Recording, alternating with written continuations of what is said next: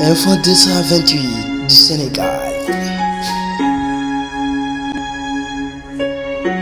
seen bi leen jox xibaar yi wér te wóor. mbokki internet yu Info 228 du Sénégal mbokk yéen ñi nga xam ne saa yu ne rek yéen a ngi suivre seen site internet bi.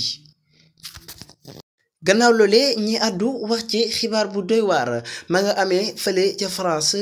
nit koo xam ne dafa jamoon ak nit dafa rayoon ab musulman dafa rayoon ab jullit ba noppi daal di daw dem ci réewum Italie ba fi mu toll nii jàpp nañ ko diir nag ba mu ko rayee woon yàgg na loolu ba fi mu toll nii lañ koy door a jàpp ña ngi ko jàppee fële di Italie. kii def jëf jooji mi ngi wuyoo ci turu Olivier